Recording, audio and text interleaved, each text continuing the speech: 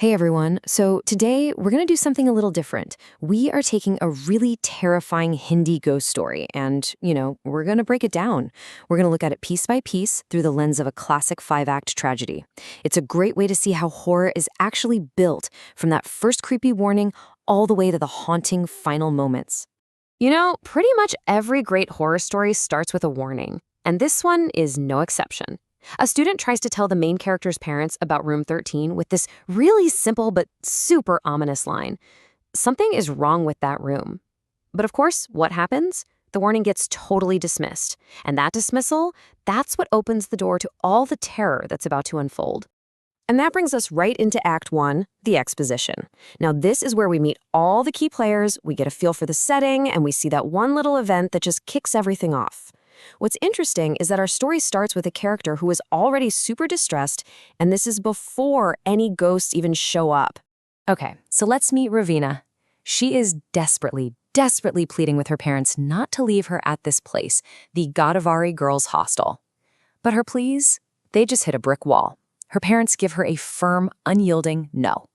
So think about it. She's not just some student starting college. She's essentially a prisoner, forced into a situation she wants no part of. And this feeling of powerlessness, that's absolutely key. And just like that, boom, all the classic horror elements are perfectly in place. We've got our vulnerable main character, Ravina. Check. We have our creepy, isolated setting, the hostel. Check. The inciting incident?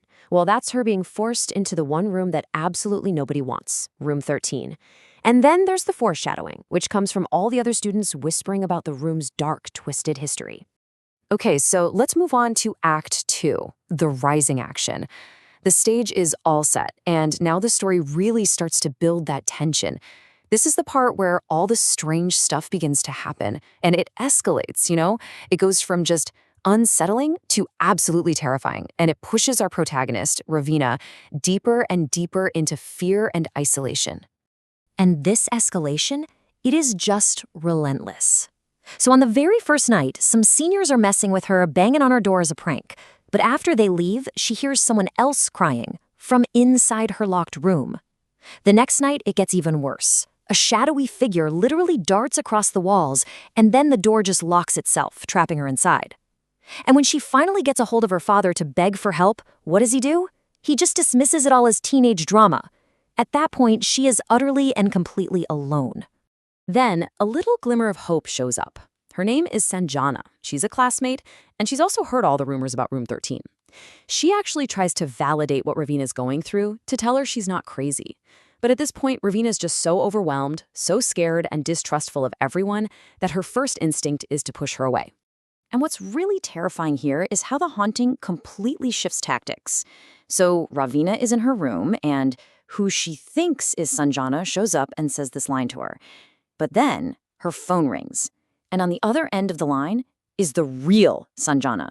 The thing in the room with her is an imposter. This is huge. The spirit isn't just making creepy noises anymore. It's actively and intelligently trying to deceive her. Okay, so all of this brings us to Act 3, the climax. This is the story's boiling point, right? It's that moment of maximum tension where the whole conflict just explodes.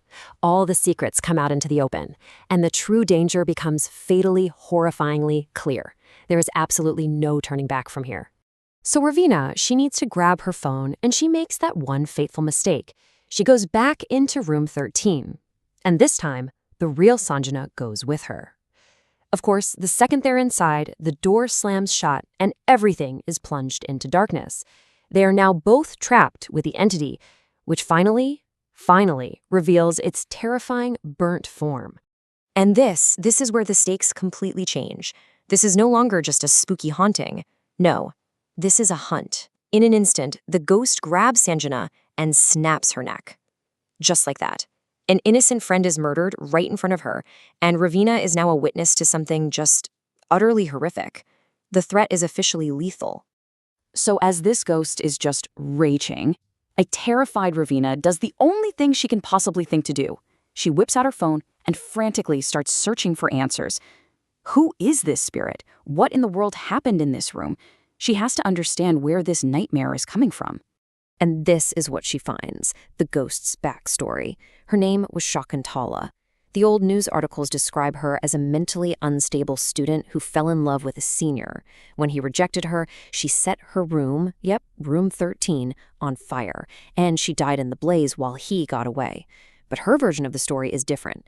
She claims he could have saved her, but he just didn't. And now her vengeful spirit wants everyone to pay for it. So what happens after an explosive climax like that? Well, let's move into Act 4, the falling action. This is basically the immediate aftermath, the part of the story that deals with all the consequences. And in this story, the horror is about to take a really deep psychological turn. Seeing a small opening, Ravina makes a completely desperate choice. She leaps from the window of room 13. She literally feels her bones crunch as she hits the ground, and then everything just goes black.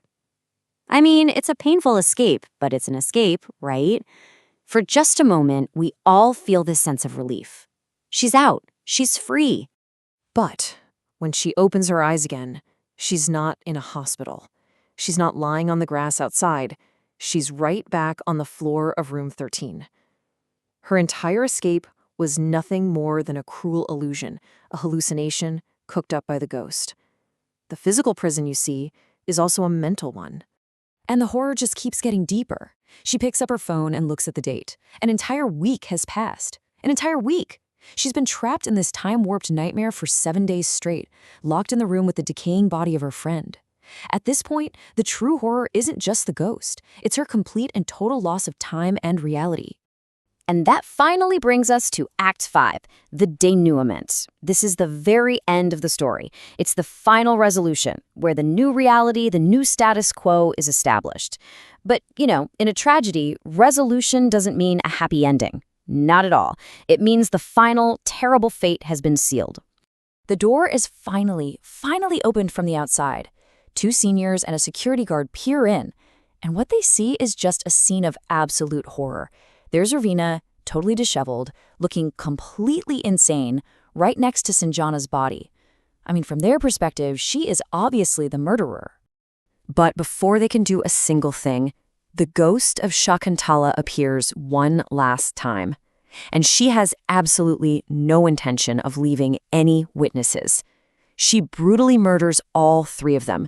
One is strangled, the guard's neck is broken against the wall, and the last one's eyes are gouged out. It's a final, bloody, horrific massacre. Ravina is the only one left alive, and there's a very specific reason for that. See, the ghost doesn't want to kill her. It wants to use her. Shakuntala needs a vessel, someone to contain and carry her story, her rage, and her curse forward into the future. And with those final, chilling words, the ghost seals Ravina's fate. She was never meant to be just another victim who dies. Oh no. She is meant to become the next chapter in the legend of Room 13. Her punishment isn't death, it's an eternal, living nightmare. And that is the final image we're left with. The story ends with Ravina, her mind completely shattered, trapped for good in that room. She's laughing while pulling out her own hair. She's become part of the haunting herself, the new mad girl of Room 13. And in doing so, she ensures that the story of Shakuntala will never, ever be forgotten. Which leaves us with a pretty fascinating final thought, right? Shakuntala's entire motive was to keep her story of betrayal, alive. And Ravina is now her unwilling storyteller. It really makes you wonder about the power of stories and, the lengths we might go to make sure our own aren't just lost to time. So, if a story is all that's left of you, how would you want it told?